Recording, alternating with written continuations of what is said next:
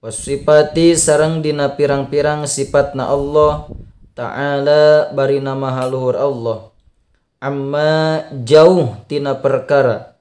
yaquluna anu geus ngaromong saha adzalimuna pirang-pirang jalma anu zalim kabeh, uluwan kalawan maha luhur Allah, kabiron tur maha agung Allah. Wa makna asyhadu anna Muhammadar Rasulullah, sareng ari maknana lafad asyhadu anna Muhammadar Rasulullah eta anta'lama yen ngayakinkeun anjeun, wa ta'taqida sareng nekadekeun anjeun, tusaddiqa sareng yen ngabenerkeun anjeun, wa tu'mina sareng yen ngimankeun anjeun anna sayyidana kana saenyana dunungan urang sadayana, wa nabiyyana sareng nabi urang sadayana, Muhammad ibni Abdillah ibni Abdul Muttalib ibni Hashim ibni Abdi Manafin, tegesna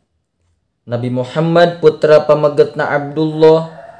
Abdullah putra pamegetna Abdul Muttalib, Abdul Muttalib putra pamegetna Hashim, Hashim putra pamegetna Abdi Manaf al-Qurasyi anu bangsa Quraisy,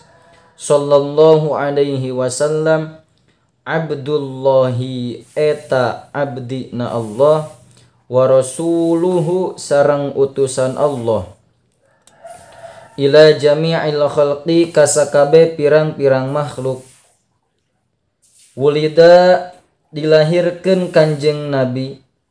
di Makkah di kota Mekah, wa bu'itsa sareng diutus Kanjeng Nabi biha di itu Makkah, wa hajaro sareng hijrah Kanjeng Nabi ilal Madinati ka kota Madinah, wa dufina sareng dipendem Kanjeng Nabi fiha di itu Madinah,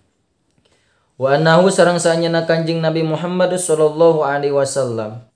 shadiqun eta anu bener fi jami'i ma dina sakabehna perkara akhbaro anu parantos nyarioskeun Kanjeng Nabi bihi kana itu ma, atanapi tiasa dikieu ukhbiro anu geus dibejakeun naon bihi itu ma. Fami dalika maka eta tetep tina sawarehna itu ma akhbaro bihi, adzabul qabri ari siksa kubur, wa na'imuhu sareng nikmat kubur, wa su'alul malakaini sareng pertanyaan dua malaikat, munkarin tegesna malaikat munkar, wa nakirin sareng malaikat nakir, wal ba'tsu sareng hudang ti kubur, wal hasyru sareng kumpul di mahsyar, wal kiamatu sareng poe kiamah, wal hisabu sareng hisaban amal, wathawabu sareng ganjaran, wal iqabu sareng siksaan, wal mizanu sareng timbangan amal, wan naru sareng neraka, wassiratu sareng cukang siratal mustaqim, wal haudu sareng talaga, wasyafa'atu sareng syafaat Kanjeng Nabi, wal jannatu sareng surga, wal khuludu sareng langgeng di surga, warru'yatu sareng ningali lillahi kana zatna Allah, subhanahu barina maha suci Allah, wa ta'ala sareng maha luhur Allah, fil jannati di sawarga, wa antu'mina sareng yen ngimankeun anjeun bi malaikatillahi ka pirang-pirang malaikatna Allah, wa rasulihi sareng ka pirang-pirang utusan Allah, wa kutubihi sareng kana pirang-pirang kitabna Allah, wa bil qadari sareng ngimankeun kana papasten, khairihi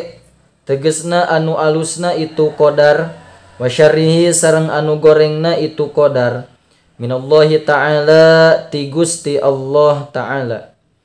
Wa nahu sareng saenyana Kanjeng Nabi sallallahu alaihi wasallam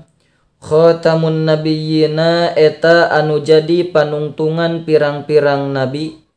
wa sayyidu waladi adama sareng anu jadi gustina anak turunan Kanjeng Nabi Adam, ajma'ina tegesna sadayana, Faslun ari ieu eta hiji pasal. Yajibu wajib ala kulli muslimin ka sakur-sakur jalma anu Islam naon hifdzu islamihi ngaraksa kana Islamna itu si muslim wa saunuhu jeung tegesna ngaraksa Islamna itu si muslim amma tina perkara yupsidu anu mantak ngaruksak itu ma hu kana itu Islam wa yubtilu sareng mantak ngabatalkeun itu ma hu kana itu Islam wa yukti'u sareng mantak megatkeun itu ma hu kana Islam wa huwa sareng ari itu ma eta ar-riddatu murtad wal iyadu sareng ari nyuhunkeun pitulung atanapi nyuhunkeun pangraksa billahi eta tetep ka Gusti Allah taala barina maha luhur Allah. Wa qad katsura jeung nyata geus loba fi hadza zamani di ieu zaman naon at-tasahulu gagampangan atanapi gagabah fil kalami dina omongan hatta anahu sahingga sanyana kalakuan yakhruju eta kaluar min ba'dihim ti sawarehna jalma-jalma naon alfadun pirang-pirang ucapan tukhriju anu mantak ngaluarkeun itu alfaz hum ka eta jalma-jalma anil islami tina agama Islam wala yarawna sareng henteu narekadekeun itu jalma-jalma zalika kana itu alfaz dan ban kana dosa fadlan sumawona an kaunihi tina kabuktianana itu lafad atanapi ucapan kufron eta jadi kupur